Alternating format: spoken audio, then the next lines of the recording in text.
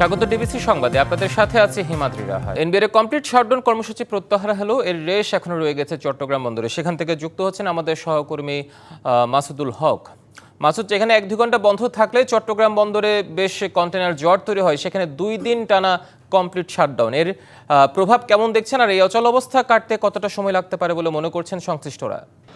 এই মুহূর্তে আমি রয়েছি চট্টগ্রাম বন্দরের 4 নম্বর গেটে। আপনারা ঠিক আমার পেছনে দেখতে পাচ্ছেন দীর্ঘ যানজট, অর্থাৎ গতকাল রাত থেকে কিন্তু চট্টগ্রাম বন্দরের আশপাশে কয়েক কিলোমিটার এলাকায় কিন্তু দীর্ঘ যানজট।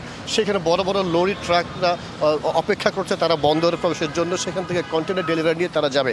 তবে গত 2 দিনের যে কমপ্লিট যে শাটডাউন ছিল, এর ফলে গতকাল রাতে প্রত্যাহার হলেও কিন্তু চট্টগ্রাম বন্দরে এর রেশ রয়ে গেছে। অর্থাৎ বন্দরে এই মুহূর্তে হয়েছে কন্টেনার জট এবং জাহাজ জট। আপনারা জানেন 54,000 TEU ধারণ ক্ষমতার চট্টগ্রাম বন্দরে এখন কন্টেনার রয়েছে প্রায় 41,000 অধিক, এবং বন্দরের বহির্নোঙরে প্রায় 21 থেকে 25টি জাহাজ অপেক্ষা করছে। যেখানে প্রতিটি জাহাজ আগে বন্দরে যেতে আসতে লাগতো 3 দিন, সেইগুলো এখন গড় সময় লাগবে গড়ের প্রায় 6 থেকে 8 দিন লাগতে পারে। এবং মূলত আরেকটি যেটি উদ্বেগজনক বিষয়, সেটি হচ্ছে চট্টগ্রাম বন্দর থেকে গতকাল কিন্তু প্রায় 4,000 অধিক রপ্তানি কন্টেনার, সেগুলো কিন্তু ট্রানজিট পোর্ট কলম্বো এবং শ্রীলঙ্কা যে ট্রানজিট পোর্ট রয়েছে সেখানে কিন্তু জাহাজীকরণ না হওয়ার কারণে সেখানে পৌঁছায়নি। এবং এইসব কন্টেনারের কিন্তু গন্তব্য ছিল ইউরোপ, আমেরিকা, এবং সময় মতো এইসব রপ্তানি পণ্যের কন্টেনার জাহাজীকরণ না হওয়ায় সঠিক সময় আসলে সেগুলো ট্রানজিট পোর্টে পৌঁছাবে কিনা তা নিয়ে সংশয় রয়েছে। এই বিষয়ে হয়তো আজকে একটি সিদ্ধান্ত আসতে পারে। তবে যেমনটি বলছিলাম, আপনারা জানেন প্রতিবার কিন্তু কন্টেনার জট হলে কিন্তু জাহাজের জটও হয়, এবারও কিন্তু তার ব্যতিক্রম এখানে হয়নি। এখানে যারা ব্যবসায়ী তারা যেটি বলছেন, এইভাবে যে কন্টেনার জট, জাহাজ জটের ফলে এটির প্রভাব পড়ে দেশের অর্থনীতির উপর এবং এর প্রভাব পড়ে দেশের ভোগ্যপণ্যের বাজারের উপর। তো যেমনটি বলছিলাম, এই মুহূর্তে কিন্তু বন্দরে পণ্য খেলা স্বাভাবিক থাকলেও কিন্তু ভেতরে এবং আপনার জাহাজ জটের একটা আশঙ্কা দেখা দিয়েছে। তো এই ছিল আমার কাছে চট্টগ্রাম থেকে খবর। মাসুদ, আপনাকে ধন্যবাদ আমাদের সাথে যুক্ত হওয়ার জন্য। জুলাই গণঅভ্যুত্থানের রংপুরের বেগম রোকেয়া বিশ্ববিদ্যালয়ের ছাত্র আবু সাইদ হত্যা মামলার আনুষ্ঠানিক অভিযোগ ট্রাইব্যুনালে জমা দিয়েছে প্রসিকিউশন। আরও জানাতে আন্তর্জাতিক অপরাধ ট্রাইব্যুনাল থেকে যুক্ত হচ্ছেন সহকর্মী মিজান আহমেদ। মিজান, আলোচিত এই মামলার আনুষ্ঠানিক বিচার কাজ শুরু হবে কখন, আর কি বলছে ট্রাইব্যুনাল? আনুষ্ঠানিক বিচার কাজ কিন্তু আনুষ্ঠানিক অভিযোগ গঠনের মধ্য দিয়ে এক প্রকার শুরু হয়ে গিয়েছে। এরই মধ্যে যে নামগুলো আপনি জানালেন, যে এই মামলায় কিন্তু 30 জনের সম্পৃক্ততা পাওয়া গিয়েছে বলে যে তদন্ত প্রতিবেদন দাখিল করা হয়েছে, সেই 4 জন যেহেতু কারাগারে গ্রেফতার হিসেবে, সেই 4 জনের নামই কিন্তু আপনি দর্শকদের জানাচ্ছিলেন।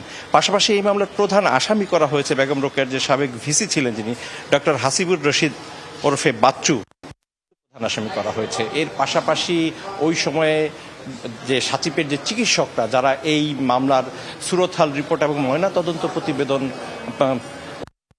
কিংবা 9-6 করার যেই প্রভাব বিস্তার করেছেন, তাদেরও কিন্তু এই মামলায় আসামি করা হয়েছে। পাশাপাশি ছাত্র লীগের যে যুগ্ম সম্পাদক মাসুদ সহ বেশ কয়েকজনকে কিন্তু আসামি করা হয়েছে। আরএমপি রংপুর মেট্রোপলিটন পুলিশের যে শীর্ষ, তাদেরও কিন্তু এই মামলায় আসামি করা হয়েছে। এবং এই শীর্ষ ব্যক্তিদের কিন্তু সুপ্রিয়র কমান্ড রেসপন্সিবিলিটি অর্থাৎ ঊর্ধ্বতন কর্তৃপক্ষের দায় কিন্তু অভিযুক্ত করা হয়েছে। এ সময় কিন্তু ট্রাইব্যুনাল 2 এর যিনি চেয়ারম্যান বিচারপতি নজরুল ইসলাম চৌধুরী, তিনি কিন্তু চিফ প্রসিকিউটরকে প্রশ্ন করেছিলেন যে কেন শেখ হাসিনা হত্যা মামলায় অভিযুক্ত করা হয়নি। সেই প্রশ্নের জবাবে যেমনটি জানিয়েছেন, ইতিপূর্বে 3টি মামলায় যেহেতু সাবেক প্রধানমন্ত্রীকে আসামি করা হয়েছে, সেহেতু এই মামলায় তাকে আসামি করা হয়নি। যদিও তিনি বলেছেন যে কাকে আসামি করা হবে এবং বিচারিক প্রক্রিয়ায় কার বিরুদ্ধে কিভাবে যাবে, ট্রাইব্যুনালের রুলস অফ প্রসিডিওর 36 এর আলোকে চিফ প্রসিকিউটর নিজেই কিন্তু সেই সিদ্ধান্তটি নেন, এবং সেটি রুয়ান্ডা ট্রায়াল, ইউগোস্লাভিয়া ট্রায়াল থেকে শুরু করে ইন্টারন্যাশনাল ক্রাইমস ট্রাইব্যুনাল যতগুলো আদালত রয়েছে, সেই আদালত চিফ প্রসিকিউটর যে এখতিয়ার, সেই এখতিয়ারের বিষয়গুলো তিনি তুলে ধরেন। পাশাপাশি আজকে যে বিষয়টি হবে, আজকে যে এই যে অভিযোগ, যে আনুষ্ঠানিক অভিযোগ অভিযোগ কিছুক্ষণ পরে হয়তো আন্তর্জাতিক অপরাধ ট্রাইব্যুনাল 2 সেটি আমলে নেবেন, এবং আমলে নিয়েই কিন্তু পরবর্তী যে বিচারিক কার্যক্রম আনুষ্ঠানিক অভিযোগ গঠনের ক্ষেত্রে সেদিকে এগিয়ে যাবে।